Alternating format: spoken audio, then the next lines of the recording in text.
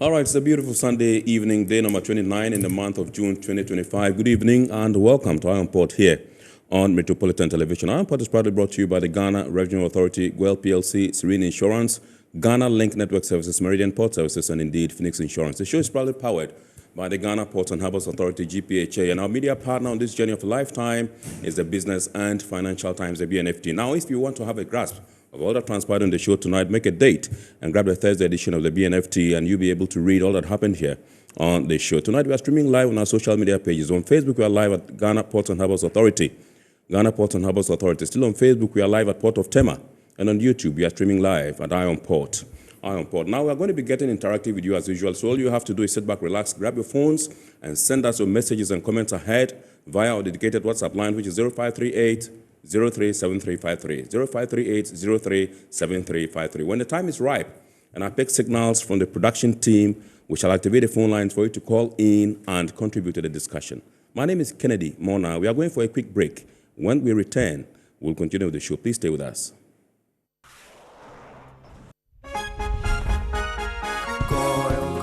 Good energy brings you quality choices with Goil Super XP. Available in many Goil stations nationwide. It is fortified with special additives that help your engine perform better and use less fuel. Branch into a Goil station today and energize your ride with Goil Super XP, compatible with most vehicles. Goil Super XP, Wufilia, huh? Wubefeel. Goil, good energy. Yeah, yeah. Electricity, then pay your taxes. Yeah. Our taxes, our future. Because you see, without our taxes, we wouldn't have good roads, good schools, better hospitals, street lights, and other very important social amenities. When we pay our taxes, we give our children free and quality education. Talga, my money too small. Why should I pay my tax? Look, small. Salifo, it doesn't matter how small or big your business or income is. You still have to pay your taxes. The little taxes from each and every one of us, when put together, could give your community clean water. Or that deprived school with tables and chairs. Please pay your taxes. It is your responsibility. It is your civic duty. It is the law. Welcome to today's edition of Serene Insurance Business News. We present to you Serena. You're right. You can complete an entire insurance process for the purchase of any motor and other insurance products, from onboarding to issuing a motor insurance sticker and policy certificate, all on WhatsApp in less than 10 minutes. Serena is simple to use and it prioritizes user ease and flexibility. You can either use voice notes or text to effortlessly issue your instant policy, cross-platform renewals, claims, and also process your payments through mobile money, Visa, and MasterCard. To engage Serena, just search for Serena Insurance on all social media handles and scan the Serena barcode or save her number 0500 517 114 and start chatting her on WhatsApp immediately. There you have it. Serena is not just a tool, it's an innovation by Serene Insurance designed to redefine how motor and travel insurance are accessed and managed. Speed, convenience, and reliability.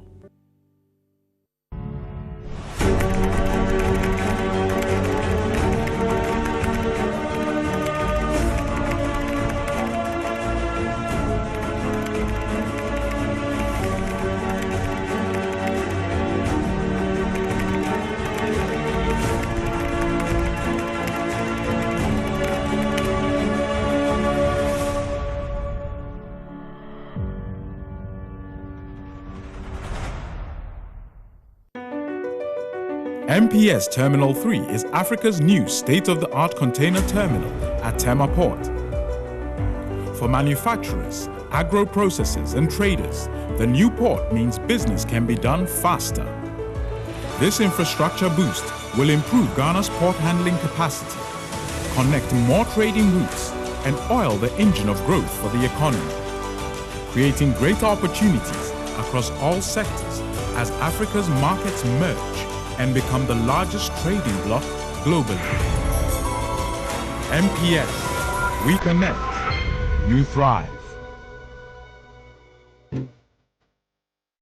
At Phoenix Insurance, we make the unpredictable predictable and the uncertain certain with our range of products, including motor insurance, fire insurance, engineering insurance, marine insurance, accident insurances, and all types of bonds. We have you covered. We also support you with risk management advice to enable you stay focused on your business. Take a policy with Phoenix Insurance today. We help you rise from adversity stronger and more secure. Contact us on 0302 246319 or 0302 246644 or any of our branches, agencies, and brokers spread across the nation. You can as well connect with us on our WhatsApp chatbot. Efiba is waiting to assist you. Make the future predictable with Phoenix Insurance. Phoenix Insurance, a delightful service experience delivered with wisdom. All right, so welcome back. We are now going to take a look at happenings in the port and shipping industry over the last week. And indeed, during last week, the boards of the Ghana Port and Harbours Authority, as well as those of the Ghana Maritime Authority and the Metro Mass Transit, were all inaugurated at the Ministry of Transport. We have that and more by way of local stories. Please enjoy. The newly reconstituted board of the Ghana Port and Harbours Authority-GPHA has been officially inaugurated with a directive from the Minister of Transport, Honorable Joseph Bukari Nikbe, to prioritize the reduction of the cost of doing business at Ghana's ports. At the inauguration ceremony held last week, Honorable Nikbe emphasized the need for the board to work closely with the private sector to develop the Keta port into a complementary petroleum product delivery hub. He also charged the board to enhance Ghana's transit trade by improving corridor security and eliminating barriers and harassment along trade routes. The minister further urged the board to address key challenges contributing to high port operational costs. This include taxes on transit cargo, high shipping line charges, demurrage fees, and overlapping roles of multiple state agencies at the ports. He stressed the need for the authority to remain competitive, particularly in the face of increasing competition from neighboring ports. We believe that your coming into office will support the vision of the President in establishing Ghana as a transport hub in the West Africa sub-region.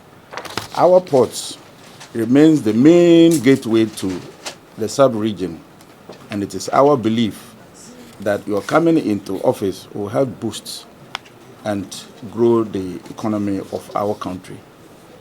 The newly inaugurated GPHA board members are Johnson Esiedun Ketia, Brigadier General Paul Seidu Tanye Kulono, Mrs. Mabel Asi Sego Tebon Zuma, Captain James Richmond Quason, Professor Ransford Edward Van Jampo, Mr. Stephen Abbas Mezan, Mr. Adam Imoro Ayana, Mr. Ebenezer Perry Ellis, Honorable Dan Abdul Latif, MP. On behalf of the board, Chairman Johnson Esiedun Ketia expressed gratitude to President John Dramani Mahama for the trust reposed in them. He assured the minister of their collective commitment to bringing their diverse expertise to bear in advancing the GPHA's mission. I'd like to thank you very much, and through you to thank His Excellency the President of the Republic for choosing us to help govern the Ghana Ports and Harbours Authority. Our organization is particularly placed in a situation where we can help tap the potential of our sea, and so we will do everything in our power to ensure that the GPHA is given the best management so that we can get the best outcomes from our ports.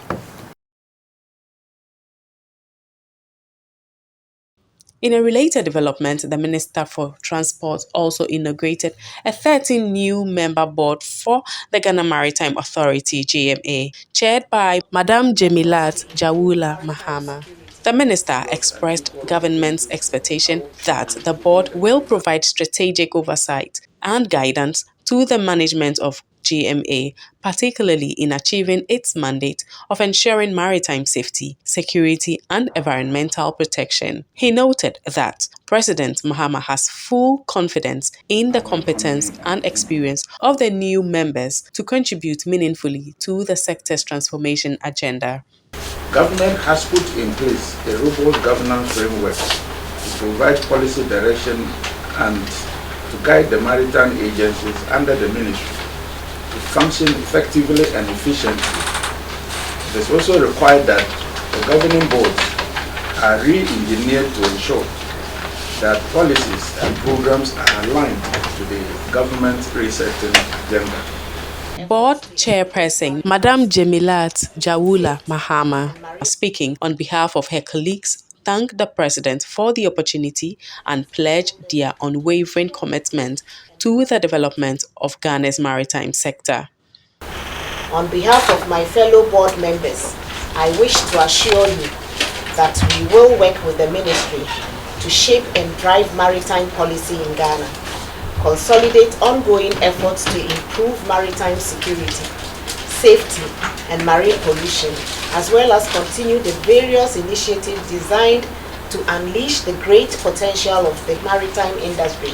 The GMA board members include Madam Jemilat Jawula Mahama, Chairperson, Dr. Kamaldeen Ali, Captain Navy, retired, Richard Fidiele, Dr. Eric Kobena, Rear Admiral Godwin Livinus Besson, Edward Eko Obain Kenzo, Dr. Patrick Essien, Brigadier General Paul Seydou Tanye Kulono, Professor Ransford Edward Van Jampo, Stephen T. Ajokache, Adam Imoro Ayana, Madam Catherine Della Givenu, Madam Esther J.B. Donko. Both boards are expected to play a vital role in repositioning Ghana's ports and maritime sector as efficient, competitive, and business-friendly gateways for trade and investment.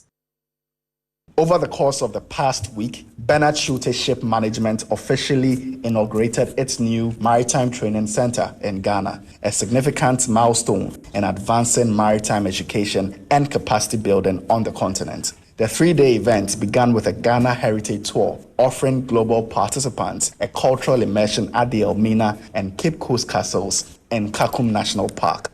On day 2, coinciding with International Day of the Seafarer, a high-level conference was held at the Labadi Beach Hotel under the theme, Navigating the Future, Setting Sail Under Africa's Star. The event drew thought leaders, maritime professionals, and futurists from across the world, including seafarers and local stakeholders. The Thomas theorem states that if men define situations as real, they are real in their consequences. And I think this is a good example. Because is there a seafarer shortage? I mean, I look around and I see hundreds of seafarers looking for berths. Or are we just using it to justify discrimination against certain seafarers and to justify automation? Participants engaged in insightful panel sessions exploring Africa's potential to lead maritime innovation, sustainable talent development, and the value of cognitive diversity in driving progress. On the final day, the training center was officially commissioned with a symbolic ribbon-cutting ceremony, a cadet parade, and a guided tour of the state-of-the-art facility located on the RMU campus. BS currently has 700 cadets on board their ship from our MU. Larry, your and friend. They recruit 60 graduates every year. With the official commencement of this facility, it is expected that that number will begin to gradually increase. His Excellency the President is very much dedicated to building the youth of this country. A lot of programs are being turned out that are meant to make the Ghanaian girl first and the Ghanaian boy global employees. And that is exactly what this represents. Building something is maybe the easy part. We have to find the right trainers. I hope we have them. We have to attract the right caliber cadets. I'm sure we will. And then we have to provide jobs for them on board our vessels. We have to work with our customers to offer them meaningful opportunities. We would like to offer the Ghanaian and West African seafarers a career on our ships, a safe working environment, fair conditions. We want to support them with their career development. So this is the hard part. The BSM Maritime Training Center will offer specialized courses for cadets, officers, and ratings, as well as hospitality crew heading for cruise ship careers. It represents a deepening of BSM's partnership with RMU, which began in 2012, and a firm commitment to nurturing Africa's maritime talent pool. The Tema Customs Ladies Club, the female wing of the Customs Division of the Ghana Revenue Authority in Tema, has held a mentorship session for female students of Ningo Senior High School in the Greater Accra region. The event, held under the theme Preparing the Next Nation Builder, provided a platform for senior custom officials to engage with the students, offering mentorship and motivation aimed at empowering the next generation of female leaders. Students were encouraged to take their education seriously and reduce the time spent on social media, instead harnessing the power of the internet as a tool for academic advancement. President of the Tema Customs Ladies Club and Principal Revenue Officer Rachel Jacinta Pine inspired the girls to remain committed to their studies, urging them to rise above systematic barriers, social pressures, and self-doubt. We will stand and walk beside you girls as we face social pressure, self-doubt, and systemic barriers to remind you that success is not about perfection, but about perseverance, integrity, and vision. Do not, I repeat, do not allow your circumstances to define your potential. Let today be a turning point. Learn, ask questions, be bold, and most importantly, believe in yourself. Senior Revenue Officer Mawushi Adote reaffirmed the club's dedication to serving as role models for young girls, noting that the initiative is part of efforts to inspire and shape the aspirations of the girl child towards a brighter future. Aspire boldly, express yourselves confidently, and take purposeful steps forward.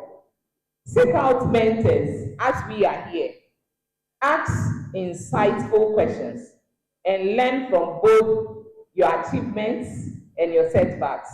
Chief Revenue Officer and Systems Administrator at Tema Customs, Esther Amekuji, educated the students on the crucial role of customs in trade facilitation and national revenue mobilization in an effort to ignite their interest in pursuing careers in the field. And we facilitate trade means that if somebody import their goods into the country or they are exporting, all these agencies must ensure that our operations are such that we make the clearance or the movement of those goods, whether duty is being paid or whatever, become easy and then not burdensome for them. The outreach was crowned with a generous donation of assorted items including sanitary pads, wipes, milk drinks, cooking oil, tomato paste, rice, washing powder, stationery, and several cartons of frozen poultry and fish. And tonight we're taking a look at under keel clearance. Under keel clearance, UKC.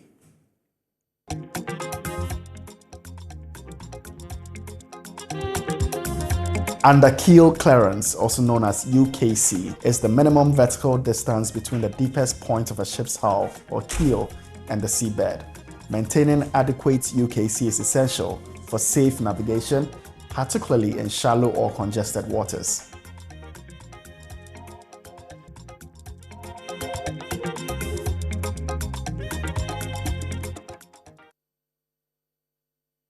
All right, straight on to the health and safety tip for the week. And tonight we're taking a look at signalers. Signalers. Signalers. Signalers may be slingers or other persons responsible for giving directions to lifting appliance operators. They should be trained and certified in the art of signaling and directing crane movements by means of the signaling system in use in the port. Only one person should act as the signaler for each lifting appliance. The signaler should be clearly identifiable to the operator.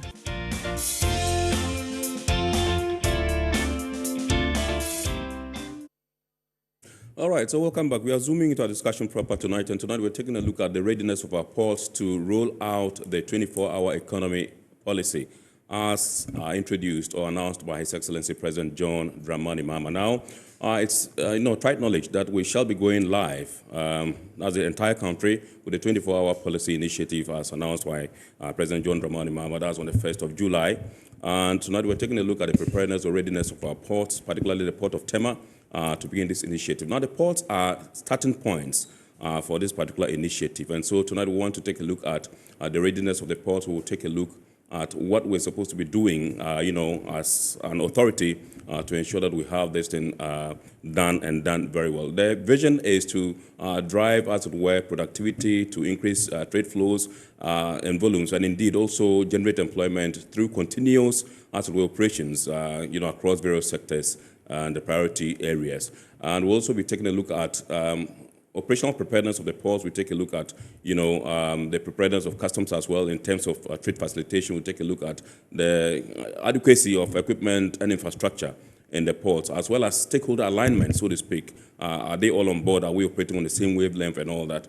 And so tonight, that's what we're going to be treating and discussing. And I'm proud to introduce to us tonight Madam Abna Sewa Opoku-Fosu, who is the Marketing and Public Affairs Manager, Port of Tema. Good evening, ma'am, and welcome. Good evening. Great, thank you. We also have in the studios from the Customs Division of the Ghana Revenue Authority, indeed, Mr.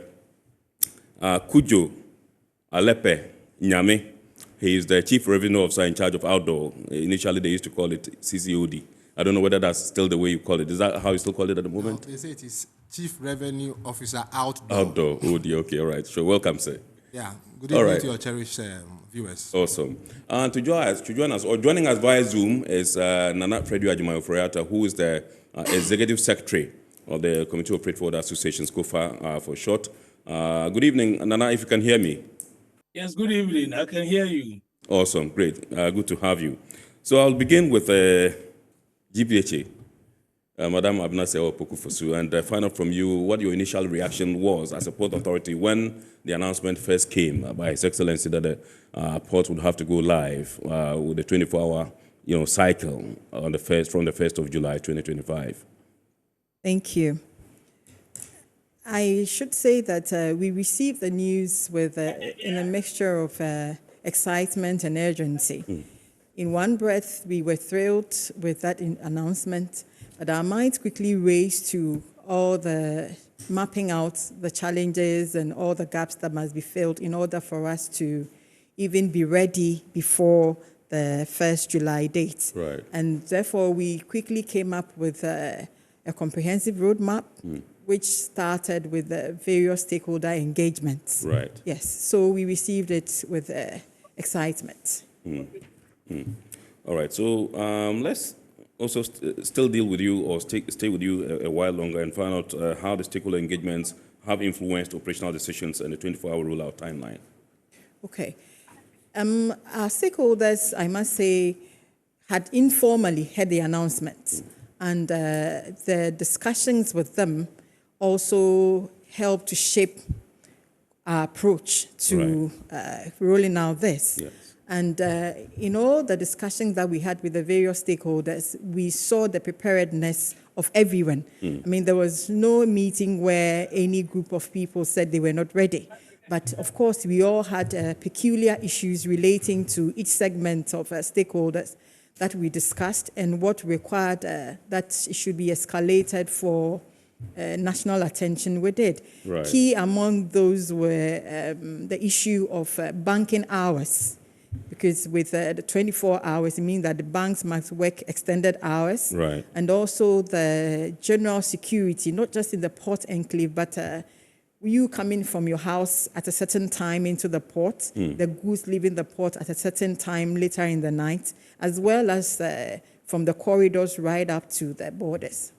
Yeah, so these were key issues that came up that we've escalated for it to be handled at the National Committee for the 24-hour economy, yes. Okay.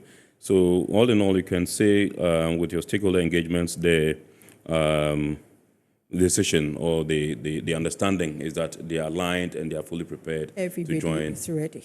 Right. Yes, from wherever everybody is, they are ready, and we are all hoping that together we can make it work. I think that was the general consensus among all. Yes. Awesome. Awesome. Let me come to Mr. Alepe Kujo and find out from you. First of all, let's deal with the issue of round-the-clock clearance. You know, if customs doesn't open their offices, there's no way we can have 24/7 services in the ports. Yes, because GPHA can do everything, but if you don't release, it doesn't work. So I just want to find out from you, first of all, what practical steps Customs is taking to ensure uninterrupted clearance operations, including nighttime inspections and approvals. I know that during some of the stakeholder meetings, one thing that the Director General of the Ghana Ports and Harbours Authority is quite particular about has been the issue of joint inspections, because it's been identified as one of the key challenges that inhibits smooth, or quick clearance processes, because they do it individually. This one will come good, this one will come good, this one. But if we have everybody doing it at the same time, then we can expect that, yes, it will be quite expeditious. So tell us, what's your readiness level? Thank you very much for the question. First of all, I would want to start by enumerating how clearance is done from the very beginning up to the very end. Right. Now, clearing actually begins when a declarant normally submits electronically his bill of entry together with his attached documents to the customs technical bureau. Yes. So it is there that customs actually make sure that our basic core functions are actually performed. Yes. Where rules of origin, classification,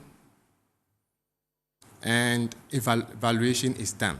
Rules of origin, classification, and valuation is done at the technical bureau. Yes. So from there, we proceed to do verification and approval. Once that process is gone through, duties are paid. Right. Once duties are paid, then the declarant proceeds to the outdoor for the next phase of clearing to begin. Right. Or to continue. It is at the outdoor that we are able to examine the consignment and subsequently release the consignment to the importer. Now, I must say that MPS is, for some time now, engaged in the 24-hour economy already. Right. So the process of clearance 24/7 has already begun at MPS. Right. Now, the game changer now here is the roll-up of the other terminals. Right. Notably, Golden Jubilee Terminal. Yes. Terminal 2. Yes. REFA, Transit, and others that will be rolled on later. Right. As the policy was announced, I know the vision that His Excellency the President had, even though we are going to begin with import clearance. There is also the provision to ensure that the aspect of exports is also brought into the limelight. Absolutely, actually. yes. Yes. So we as customs are poised. We have the staff from the level of supervision, examination officers, right, and then the likes of our preventive staff also ready on the ground to ensure that this process takes off successfully. Yeah, that's now, the issue, okay, sure. Yeah, now please, the issue you just raised about joint examination. Yes. I think those issues from the past have been Have you been there? And I think largely we've made the necessary effort to address them. Yes. So with the night clearance, I don't think that is going to be an issue.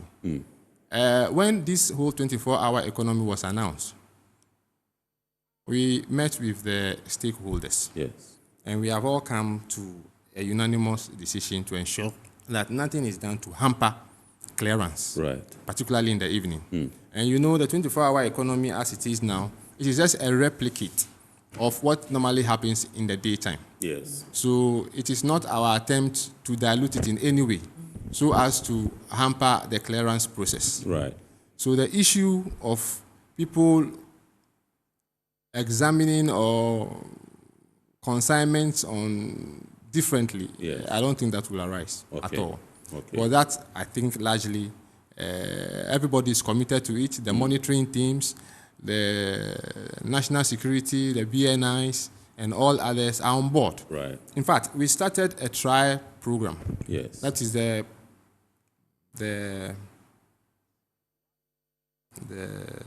pilot program. Yes. We started it on Wednesday, yes, Thursday, Friday, and even yesterday. Yes. And I must say that we have identified certain bottlenecks and we have addressed them accordingly. Okay. So we are poised and very ready for the takeoff of the 24-hour economy. Right. I would have gone straight to Nana Freddie Ajimafreta, but let me come to Madam. He just mentioned the fact that they piloted the 24-hour economy at the ports, and I know GPHA played a very key role. Can you tell us your side? What transpired from Wednesday, that's 25th, through 26th, 27th? Okay. So through the engagements that we had, we reached out to the sector commander, Madam Portaki, that we wanted to begin and make sure that we identify the loopholes and try to work on them before the first. Sure. And I must say that Mr. Nyame had been very instrumental, because even when we were doing the terminal illumination inspections, he was there with us as Golden Jubilee. And therefore, getting the stakeholders on each terminal, informing them that we are ready. Right. We reached out those who were ready to also come along the trial period with us. I think they are showing some visuals on Yes. the night operations. So on the those screen. who were ready also came along. In fact, we were surprised because we looked at the short period of time, but we did get importers who were ready to come along with us on the trial. Yes. And it worked out very well, very, very well. And through that also, we saw some of the challenges that are bound to happen, and we are working on them. So come first, I don't think there would be any much challenge. Like he said, we had already been working 24 hours. Even at the delivery terminals, we're closing at 10 p.m. Right. So GPHA does the 3-shift system already. So it was just the active deliveries after 10 p.m. that now we are rolling on for us to have the complete line of the 24 hours. Right. Yes. Awesome. All right, so let me go to Nana Freddie Ajimafreta and take his take on the private sector readiness, whether the freight forwarders, customs house agents, haulage operators, and consolidators are ready to fully operate under the 24-hour regime. Okay, good evening once again. Good evening, sir. Thank you for the opportunity, even though I'm out of the jurisdiction. Yes. First of all, KOFA want to applaud His Excellency President John Dramani Mahama, particularly for this singular initiative, and even more for his unwavering commitment to actually roll out Ghana's first 24-hour economic policy, especially from the 1st of July, like we have been made to understand. As crucial intermediaries in the shipping and port clearance processes, freight forwarders coordinate the movement of goods, manage all the logistics and paperwork involved in getting goods to move from point A to B. But indeed, our performance to a large extent hinges on the effectiveness on the processes, procedures, and the efficiency of the port operating systems. In fact, they are inextricably linked. We are not only fully ready to operate under this transformative 24-hour regime, but are actually contributing knowledge gained from, the MPS program that we've been doing since its inception, and actually contributing our experiences, for this flagship port-wide or nationwide program to become more robust than what we have at the MPS Terminal 2. Right. But as service providers, we are poised to roll out. And I want to say that the Council of Freight Forwarder Associations is, at this point, pledging its commitment to ensure that this audacious program succeeds, considering the pivotal role of freight forwarders in the port ecosystem. So for now, this is what I want to tell you about our readiness. All right, so I just want to find out from you, there'll be demands in terms of human capital. Now, how prepared are you, as it were, to be able to meet this demand in terms of late night operations, particularly for issues of documentation, dispatch, as well as clearance activities?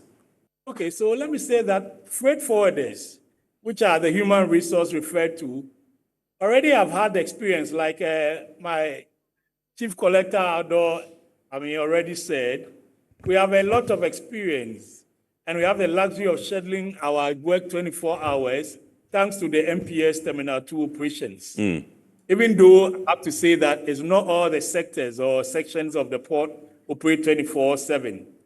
Therefore, the Terminal 2 will serve as the pilot project, and that's the basis for the whole of the port to work around the clock.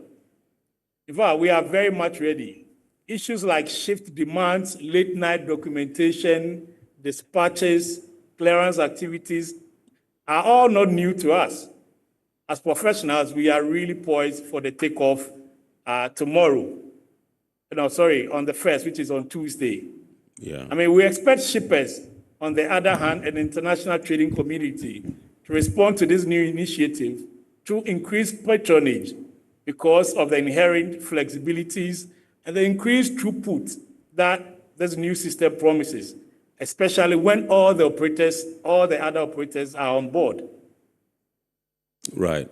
Thank you very much indeed, Nana. Please don't go. We are still with you, and please don't leave us. We'll come to you again. But in terms of the engagements that you had with the Ghana ports and other stakeholders, how did it pan out for you as a team? Well, I must say, there's a lot of goodwill. Because we have been doing this business for a while, in terms of a 24-hour system, albeit a pilot. I'll call it a pilot because it's only restricted to the MPS Terminal 2, Terminal 2.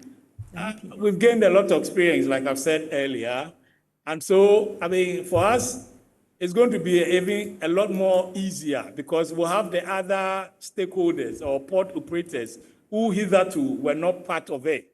So even though the Terminal 2 was operating 24/7, we have to do the other processes, ancillary processes, during the daytime so that we can come to MPS where we have the luxury of scheduling, clearance, and inspections during the evening. Right. So for us, it's even a much better time to be in this industry. Right. We are really well poised. Still stay with us, Nana. We aren't done with you yet. Let me come to Madam Abena Sewa Pokufosu once again and find out from you one thing that is quite key to the success of this 24-hour cycle in the port is logistics, equipment. How prepared is our ports? Okay, thank you. But before I answer the question, I don't know, Mr. Fredia is still referring to MPS is not Terminal 3. Yes. Yes, so I want that correction to be made. Yes, they've moved out of Terminal 2 to Terminal 3. Yes, ma'am. Yes. We started the logistics improvement in May. Right. When we acquired the trucks to Yes. help us to improve the turnaround times of the transfers, and it has tremendously improved. I'm sure our stakeholders, the agents, can bear as witness. And we are also hoping to add the remaining 15 to it. Right. And then we have now gone with the PPP agreement where we are leasing and renting equipment. Right. In previous times we were buying. And the process of even acquiring a risk stacker could take months. Absolutely. But now we are leasing from very credible people. Right. And by the end of the third quarter, we would have 41 risk stackers and about 30 or 20 teletracks to augment what we have already. Wow. The goal is that every terminal should have its dedicated equipment. Wow. And then we'll have a buffer for shortfall. And once we are also going to Unity Terminal, which I'll come to later, we cannot be transferring equipment between terminals. Yes. So for us, the equipment acquisition or leasing is key, and that has already been worked out. Right. Yes. Right. Awesome. I see. In terms of space, can we say what the situation is like? Space, yes. Space management. If you between January and May this year, if you do the statistics between the same period for last year, for cargo volumes, we have jumped from 9 million to 11.3, which is about 26%, and that is unprecedented. Wow. And if you come to the container, we have also seen a 26% increase from 612,000 TEUs in 2024, the same January to May period, to 777,000 TEUs. So it tells you that the volumes coming in are huge, and therefore we need to manage the space that we have. Right. And that is the main reason why we have started moving UCL, that is containers that have dwelled in the port for more than 60 days. We currently have over 2,000, and we are moving them to the Unity Terminal. Right. Yes, so that we can have space for the volumes that are coming in. We are also considering Mali and Niger transit to be handled from Unity Terminal. It's a vast facility with everything that is required for a terminal to operate. And then we are considering also the management or the delivery of the containerized vehicles and spares, also at the Unity Terminal.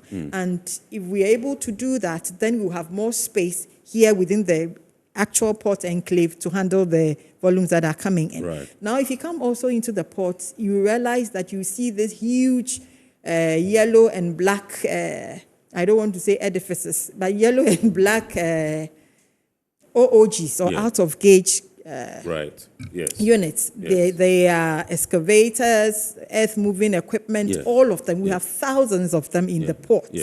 And we have reorganized them in 8 different areas. Even some areas are not our own spaces. We are going to rent to take those ones there so that we can have space within the port.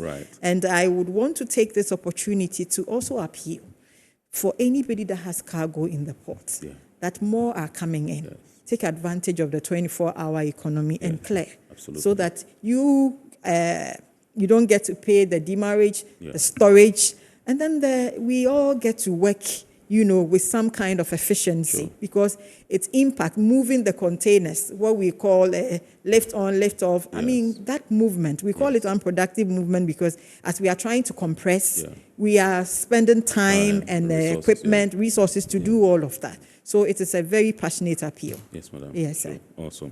All right, so I'll come back to you where we'll talk about IT solutions and all that. But yes, Nana, so if you can hear me, let's talk about trucking and evacuation bottlenecks and the current logistical challenges with night-time cargo movements as limited truck availability, driver safety, and all that. What solutions do freight forwarders propose to get this thing done so we can have a smooth implementation, so to speak?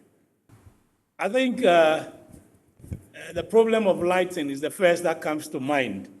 And that is not just limited to the port area. It's generally an issue with lightning in Ghana, especially on our roads. It's a big challenge, especially once you move out of the port area, especially thanks to Abuna for its correction. From moving from Terminal 3, the whole place is dark. Yes. It's quite, it's dimly lit, if I can be more diplomatic, right?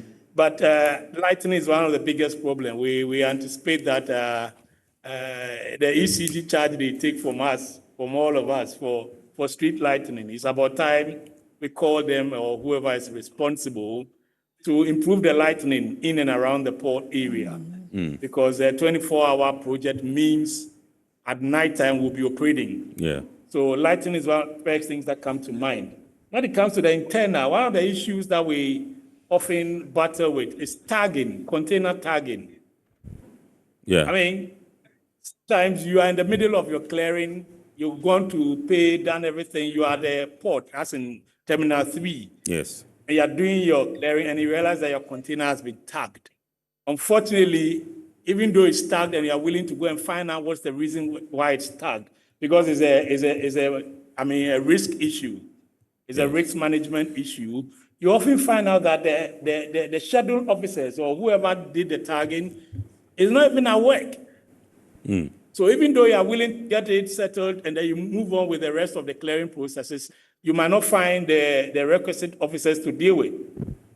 It is a considered view that if there is any tagging to be done after all, because it's a risk thing, after you've done the payment and you've actually gone ahead to schedule to work at night, this tagging thing should come online so that, the agency or the freight forwarder will know that the container has been tagged so that we can resolve it even before the clearing processes or even before the night operations start.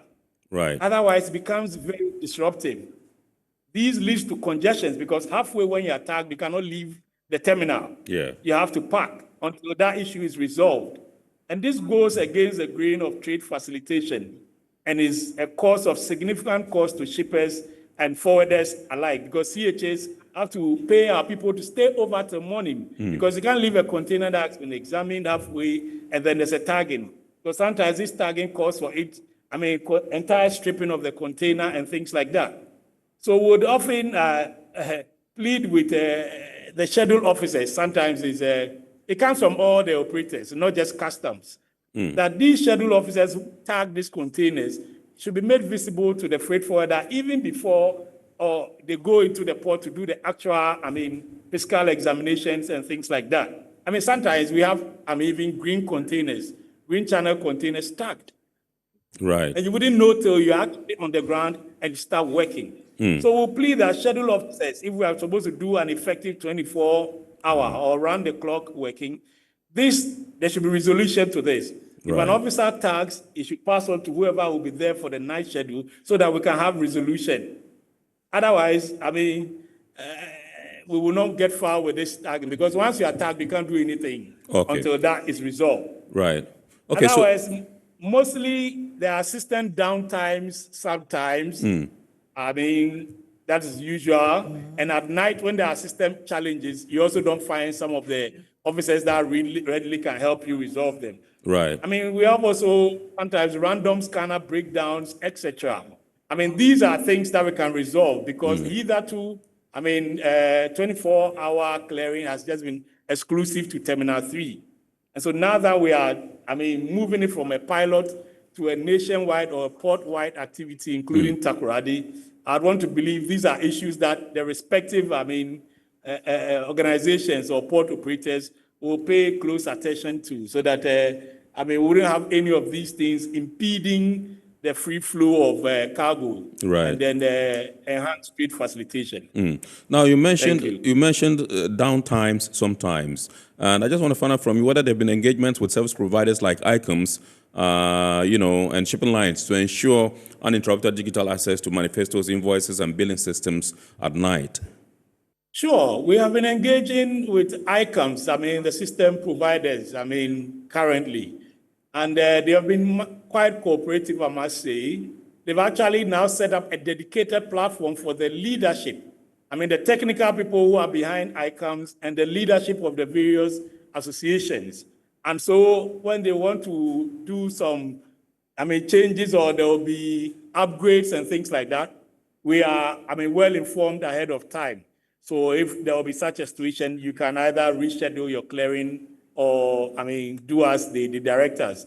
But we also know that they are doing some expansionary, programs, and then very soon we'll have a more buoyant system, a more robust system. Especially with the advent of a 24-hour port-wide system. We engage them, especially ICOM, since they are the sole provider. We are hoping that by this time they've done some of the things they told them. They are bringing on a very huge data center, which is an improvement of what we've had since their inception. So we want to believe that, as much as we freight forwarders are poised, they are also doing likewise and are ready to, roll out effectively Tuesday.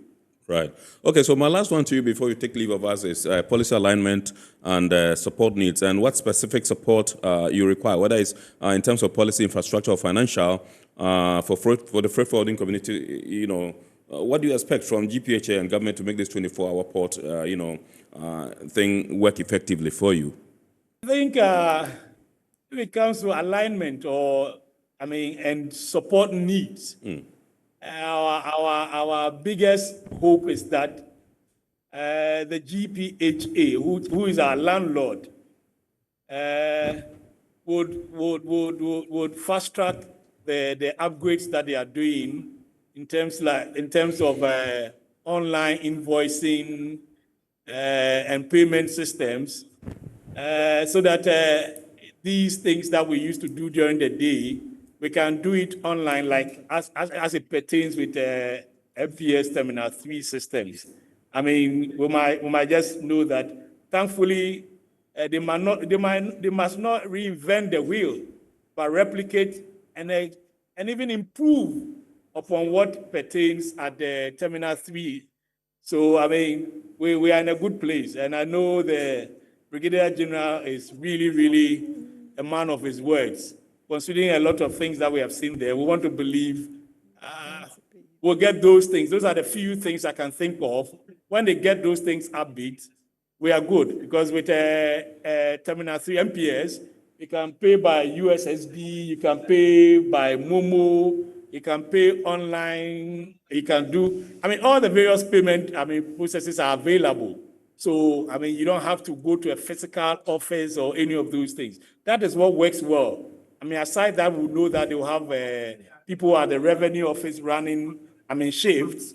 We also want to have the flexibility of using online payments, because some of our clients do the payments themselves, and then they want to do from the comfort of their homes. This is what we plead, or we pray of the GPHA, so that we can have a seamless system. Another is the evacuation, which the Brigadier General has solved to a very large extent, and we salute him for that. Right. They are doing well. They are doing well, and we want to encourage them.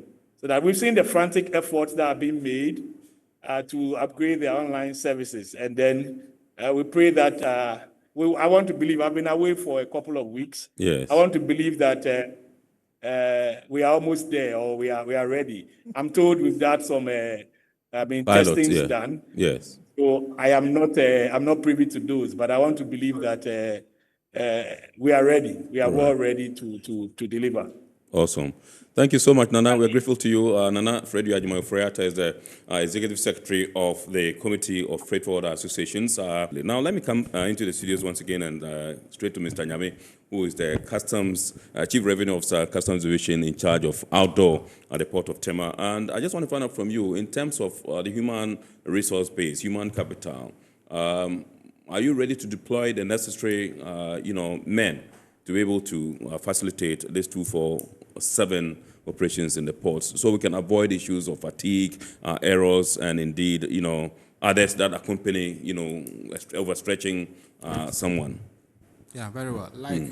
As I've already indicated in my intro. Yes. We have the men. And the thing is that... Is it true that you are deploying some 2,000 men to the port? 2,000? I'm not too sure about those figures. Okay. I don't know where you heard it from. All right. Yeah, but like I said, MPS, we've been operating MPS already. So we are modeling the other terminals on MPS. Right. So we are very much aware of the numbers that we need adequately. Right. You've done an audit of the requirements you need? We need. Okay. So we have actually made requests. But so far, even those on the ground, we have been able to now put them into a 3-shift 8 system. Right. 8 hours 3-shift system. We have the morning, the day, the night, and then the rest. Right. The rest, the standby. Okay. So in terms of personnel, I think we are on course. And as we go on with the program, as and when more men are required, we will request for them. And I don't think we have a problem with the men at all. Now, let's come to ICOMS. You are the operators. They are the technical supporters. You operate it. You use it for your duties. I want to find out whether it is fully configured to accommodate this new change, and whether what will happen in case, there are systems outages and all that. Is that not going to stall the process, or you are fully ready to be able to handle? Well, ICOMS smoothly already has been operating seamlessly, except for the downtimes that comes with it. So when those downtime comes, there are issues, there are strategies we use to manage them.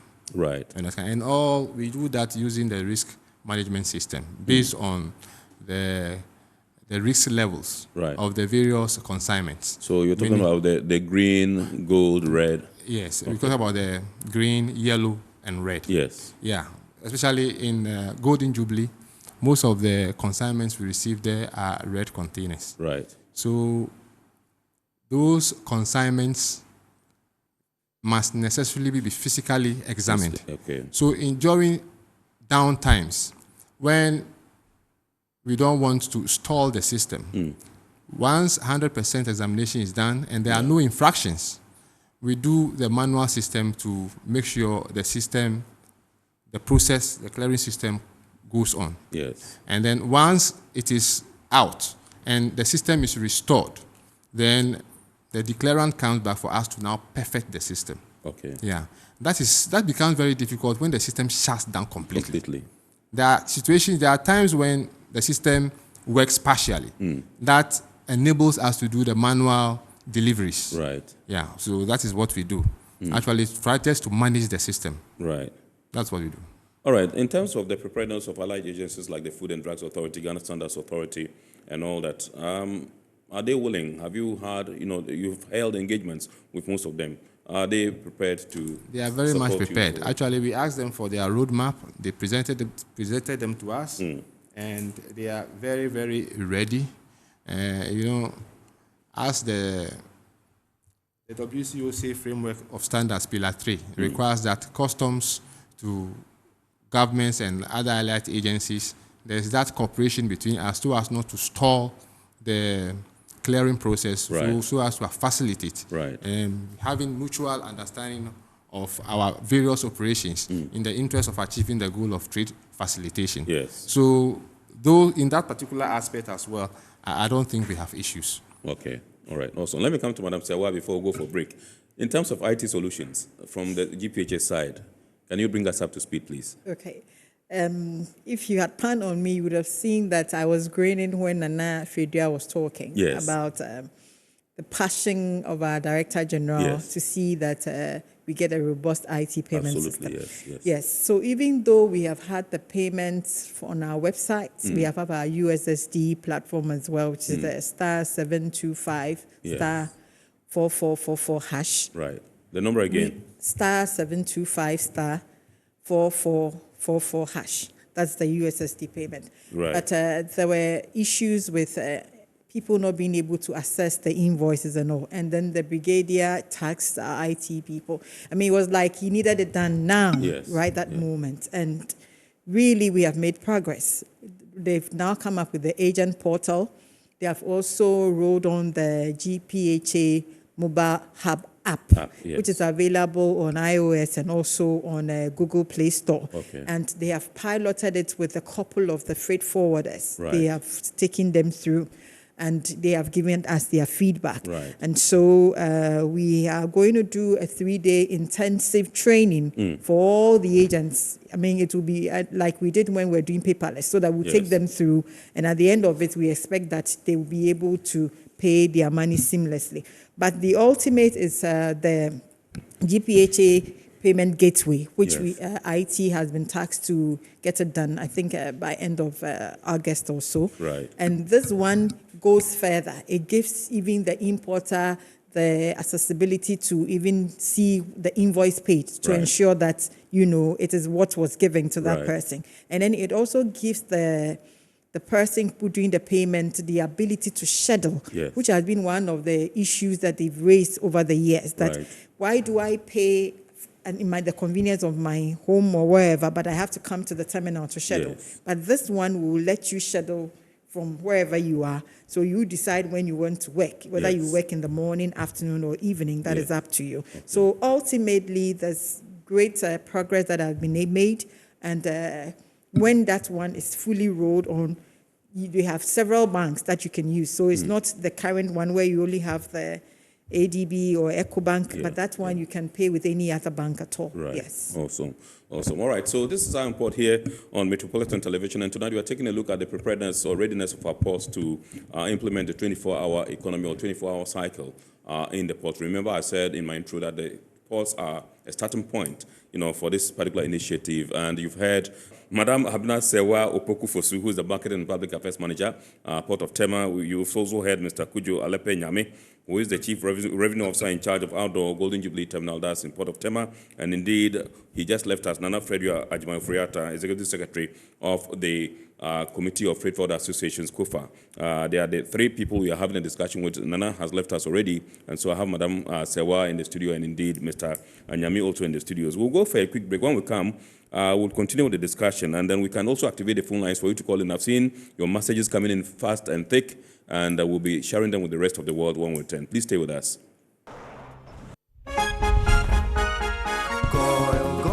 Good energy brings you quality choices with Goil Super XP. Available in many Goil stations nationwide. It is fortified with special additives that help your engine perform better and use less fuel. Branch into a Goil station today and energize your ride with Goil Super XP, compatible with most vehicles. Goil Super XP, Wufilia, huh? Wubefeel. Goil, good energy. Yeah. Electricity, then pay your taxes. Yeah. Our taxes, our future. Because you see, without our taxes, we wouldn't have good roads, good schools, better hospitals, street lights, and other very important social amenities. When we pay our taxes, we give our children free and quality education. Talga, my money too small. Why should I pay my tax? Look, small. Salifo, it doesn't matter how small or big your business or income is. You still have to pay your taxes. The little taxes from each and every one of us, when put together, could give your community clean water. Or that deprived school with tables and chairs. Please pay your taxes. It is your responsibility. It is your civic duty. It is the law. Welcome to today's edition of Serene Insurance Business News. We present to you Serena. You're right. You can complete an entire insurance process for the purchase of any motor and other insurance products, from onboarding to issuing a motor insurance sticker and policy certificate, all on WhatsApp in less than 10 minutes. Serena is simple to use and it prioritizes user ease and flexibility. You can either use voice notes or text to effortlessly issue your instant policy, cross-platform renewals, claims, and also process your payments through mobile money, Visa, and MasterCard. To engage Serena, just search for Serena Insurance on all social media handles and scan the Serena barcode or save her number 0500 517 114 and start chatting her on WhatsApp immediately. There you have it. Serena is not just a tool, it's an innovation by Serene Insurance designed to redefine how motor and travel insurance are accessed and managed. Speed, convenience, and reliability.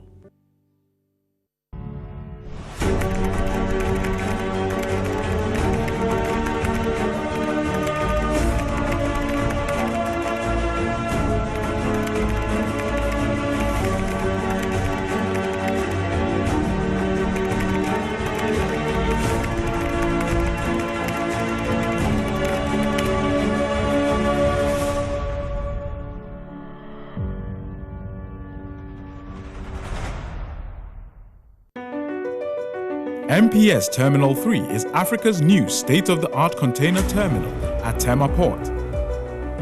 For manufacturers, agro-processors and traders, the new port means business can be done faster.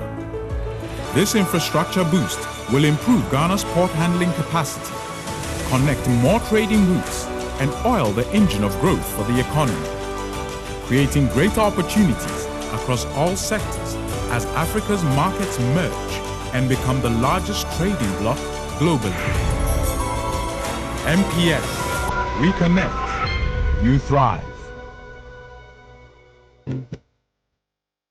At Phoenix Insurance, we make the unpredictable predictable and the uncertain certain with our range of products, including motor insurance, fire insurance, engineering insurance, marine insurance, accident insurances, and all types of bonds. We have you covered. We also support you with risk management advice to enable you stay focused on your business. Take a policy with Phoenix Insurance today. We help you rise from adversity stronger and more secure. Contact us on 0302 246319 or 0302 246644 or any of our branches, agencies, and brokers spread across the nation. You can as well connect with us on our WhatsApp chatbot. EFIBA is waiting to assist you. Make the future predictable with Phoenix Insurance. Phoenix Insurance, a delightful service experience delivered with wisdom. All right, welcome back. So this is our report once again, and tonight we are taking a look at the preparedness or readiness of our ports to roll out the 24-hour policy. And remember, it's kick-starting on the 1st of July 2025, and the Ghana Ports and Harbours Authority and the Tema port in particular has done a pilot, and it's proven so successful. If you take a look, if you listened to Madam Sewa Abna-Opoku and Mr. Nyame have said, together with Leonard Freddy Ajumai-Fureta, who's on Zoom, but he's left us.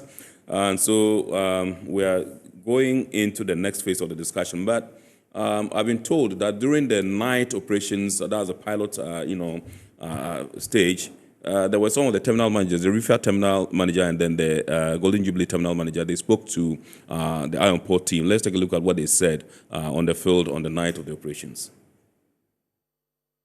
We started the pilots basically to see how we can sharpen the edges before we commence actually on the 1st. And I can tell you, it's not only Golden Jubilee, GPHA as a whole is fully ready. Reefer Terminal is ready. Transit Terminal is ready. Terminal 2 is ready. In terms of enhancement of the lighting system, we have acquired mobile lights that will enhance the illumination in the terminal, which will help us to make sure that every activity that is being done is well monitored. So in a whole, we are fully ready to commence the 24 work cycle on the 1st of July. We are very much ready for the operations. The staff are well trained and prepared. Everything is just set for the operations, and so we are ready. You know, before the 24-hour, we were doing up to 10 p.m. It's just that we have added a set of team to go into the night, and so it's quite normal, you know. We are just continuing up to the following morning. It's just become a 24-hour cycle, and so we have the staff experienced and knowledgeable to do the task. All right, so you heard some of the terminal managers, the GJT, that's Golden Jubilee Terminal Manager, and indeed the Reefer Terminal Manager. They are ready and poised for action. And so it tells you that GPHA is fully ready. Let me come to Madam Abna Sewa Pokufosu once again. But before then, I've been told that the phone lines are being activated. You can call in. The number to dial will show right on your screen, 0245834980, 0245834980. You can call in and contribute to the discussion. Madam, let's take a look at terminal lighting, sanitation, and customer facilities, within GPHA, the terminals. And Nana Fredria, during one of his submissions, made mention of the lighting, situation. Can you bring us up to speed with what you have done in preparedness and readiness for the kickoff? Even the Golden Jubilee Terminal Manager just mentioned it. Yes. And then in my intro, I also did commend Mr. Nyame that when we did the illumination audit, he was with us. Right. Because that was one of the key issues that was raised by the freight forwarder fraternity during our stakeholder engagements with them. And of course, divining in the night requires a certain level of illumination. Right. So if we are going to do the permanent fixtures or increase the tower lights, that's going to take an average of 28 to 35 days for even the concrete whatever mount to be even cured before you put in the poles. Right. So we have gone to procure the mobile tower light that we are using currently. whilst we work on the permanent fixtures. We've also procured some handheld and then head-mounted lamps for the gang who will be working in the container so that they can see very well. And then we have we deployed mobile washrooms because we need to increase the number of washrooms across the terminals. So that's what we're doing, which will be manned by private persons who are expected to clean every now and again. And then the cleaning, as we have been doing already, the degreasing and the washing, especially even at the quay side, when one vessel works wheat or one vessel works cement, another is coming in to do food products, we need to clear. That one, we are on standby to do it as frequently as is required.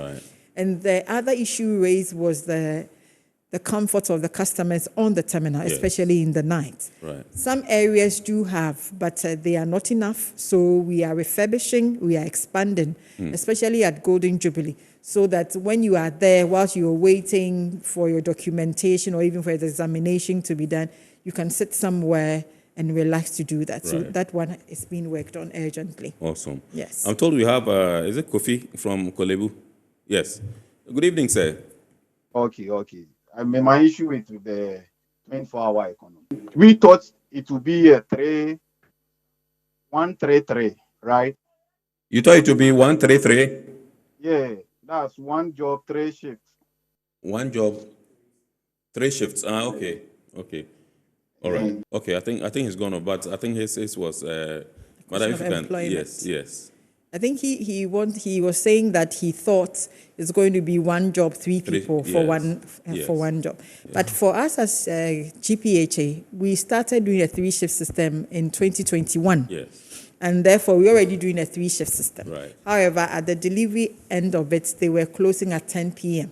So now what we're going to do is that we're going to augment the staff to take care of the after hours. That is from 10 p.m. to the next morning. So we already have a 3-shift system in place, just that we are going to have to add up to the numbers.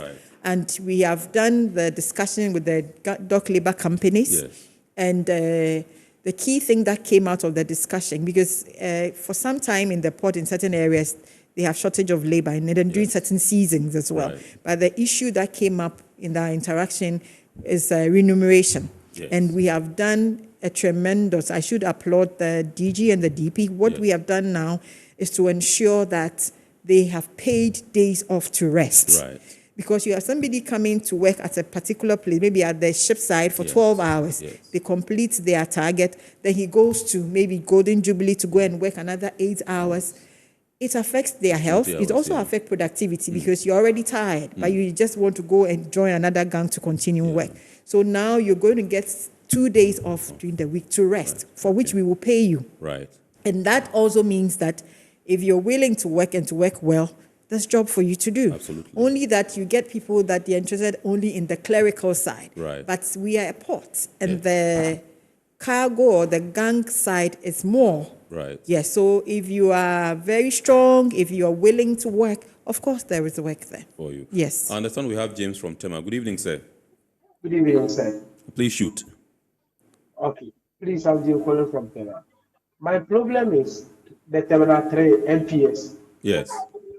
According to we the drivers, I'm a truck driver from Tema. According to we the drivers, the Terminal 3 are having only 2 toilets over there. One at the port side. That one is for those offloading the vessels. And the main toilet is at the examination where they are doing the intrusive examination. So I'm asking, if you are a driver and you are going to load and the machine has not reached your turn and you want to use the washroom, there's no way you can use the washroom. And if you get down to, they said they are banning you for maybe 2 weeks for you getting down. But there's no toilet for you over the place of convenience. We the drivers are suffering over there. So please, that is my issue. And 2, where they are picking the containers, maybe the machine is picking from 4 high, and you the driver, you have to be there for machine to put the container on your truck. Anything can happen. The machine can leave the container or anything. It's a system. It's a machine. You don't know when problem might come. You the driver, you are in your car. So my problem is that if you can speak to MPS When it's your turn to load, the driver can get out from the cabin after they have finished loading. Then you just get into the truck, then move the truck. But you can't be in the truck while they have suspended the container on top whilst you are in the cabin. It's very dangerous. Sometimes, if you are there, our safety, we are in a panic whilst you are going to load. Yeah. And three, the scan that we are passing through is an X-ray. It's an X-ray. It's affecting us. Right. At least it's affecting us. If a pregnant woman is going for an X-ray, they have to use cream so that the machine will not affect. But we, the drivers, we are passing through that X-ray without any protection. Point So well that's made. my Thank you very much. concern. Indeed. Point well made. Madam Wood will respond to you, and then we go ahead. Madam. I think for the Terminal 3, we would have to speak to them since they are a terminal within the port. Yes. So we'll take it up. I think all the 3 issues he raised has to do with Terminal 3. Yes. So we would escalate it to their management. Yes, madam. Yeah, thank you. Sure. Okay, so some messages have come through. Let me take this one. It says, can the Customs Division of GRA man give us a firm assurance that they will work around the clock, ensuring that relevant and appropriate shareholders are readily available to work on tagged containers so that the 24-hour economy objectives are not defeated? This one is from Eric in Accra. I think you've given the assurance already, but Eric wants, assurance. If you can give it to him, we'll proceed He here. wants triple assurance. Yes. Yes, he can be assured. Yes. That issue actually, when Mr. Fridua was talking, I wanted to make an intervention about how containers tagged delays the job. Yes. As a matter of fact, sometimes the traders themselves or the declarers themselves are to blame. Right. When containers are tagged, it is a risk management issue. And when they are tagged, and the only time we can verify and confirm the reasons, to confirm the reasons why it was tagged, is when the containers are opened. Right. So when the containers are opened and there are no infractions after examination, right, we quickly release you to go. It is when there are infractions, that is when there are delays. Yes. So I can assure the one who asked the question that we don't have issues with the tagging is a risk management issue. Right. So they should just bear with us. Awesome. All right. So let's go to Ajumako and welcome Kojo onto the lines. Good evening, sir. Good evening. Please shoot. Yeah, thank you very much, Mona. Yes, sir. Honestly, I think this 24 hours thing will work and must work well. I was there somewhere last week, Thursday, and fortunately for me, we got our car cleared around 2 a.m. Yes, 2 a.m. I think it's a plus, but I am observing a challenge that I really want either customs or GPHA to get it addressed. Right. This regime called warehousing, or they call it free zone. Usually they close at exactly 3 p.m. And then looking at the 24 hours that is about to commence, I don't know how best they can be talked to so that they also roll on to this particular policy. So as the customers will not be found wanting when they really want to access some of those facilities. Lastly, when you go to Golden Jubilee, this is an experience I had. You realize that there is a section under customs called chemists. And the number of people, the number of queue there waiting that they will be attended to. I usually ask myself, is it only one person serving these whole people, or what is it? Right. So if customs can look at it and see if they can give them more than one office, and if possible, more than one attendant to be attending to our clients or the customers that will be coming to work, I believe it will go a long way. Thank you very much indeed, Kojo. Thank you. We're grateful. Thank you. All right, this one's from Solomon. He says, this is Solomon. I want to ask the GPHA manager, what are the measures to be done to handle the pressure at the transit terminal? Also, what are the measures being taken to mitigate the manual process at GPHA transit terminal? And lastly, the issue with unstuffing of containers at transit terminal, and with the reason and transit terminal with the reason they had outstanding and they were outstanding and couldn't be cleared. Okay. And is GPHA commencing this 24-hour economy? What are the measures being put in place to schedule containers as we are currently processing scheduling manually? Is TBT also going to run the 24-hour clearance? Madam, just a quick one, because we have barely 3 minutes. Okay. Yes, TBT is going to do it. Right. And all the issues that he raised with the transit, which why we said we are considering taking the Niger and Mali to Pong, because the transit volumes are coming in huge, and they need the space. Absolutely. That is why and then each day they are doing about 300, 350, and they need the space. That's why they always have the outstanding. They are block stacked, and once they finish clearing what is on the ground, then they position. Yes. And transit was the first group that started the piloting, because it tells you that they are eager to clear. Yes. So we just want to assure that once we roll on the 24 hours, you have the space to clear after 10. Right. So the outstandings will be worked on. Absolutely. Yes. All right. Okay, Noah from East Legon says the system needs 1, perfect customer service by the regulators and shipping lines. 2, trust and loyalty to avoid revenue leakages. And 3, efficient land transportation systems for seamless delivery. Yeah. I think I agree with you. Madam, if you'd add something. Or, yes, Mr. Nyame. I want to talk about the suspense regimes. Yes, please. Yes, Yes, yeah, normally the law as it stands now Yes. does not permit us to work within those hours. Yes. So going forward, I think we've discussed this extensively. So once commissioner is being brought to the attention of commissioner, Yes. so all we need is commissioner's orders to vary the law, Right. so that we can operate within. We can operate within or Absolutely. outside of the hours Right. that currently exist. Right, okay. All right, so Ohima has sent us a thesis. Ohima in Tema. She says, good evening, I am Port. Hooray to 24-hour port clearance at GJTT to RIFA and TBT. Ken, could you find out from Mr. Nyame whether CTSB, that's Custom Technical Services Bureau, is also going 247? If not, is Customs considering, and CTSB has to work 247 to commensurate the 24-hour, what the 24 hours is bringing. Ask Mr. Nyame whether there are any plans to decouple payment of duty from shipping lines release. And with this augmented 24-hour clearance, we must be committed to ensuring there is workflow along the chain to achieve trade facilitation. Greetings from Madam Abna. Greetings to Madam Abna and Nana Fredria. And she says again, Nana Fredria's point was that officers tag consignments and go home to sleep for the work and wait for them the next day. Our point is that if you tag, you must be present to work on it or delegate someone to work on it for you. That's a lot of unwarranted delay and frustration with cost implications. Well, that's a long one, like I said, it's a thesis. But Madam, we'll close with you briefly within 30 seconds. If you can tell us what's being done to address safety and efficiency concerns, as well as, just that, and then we'll wrap up.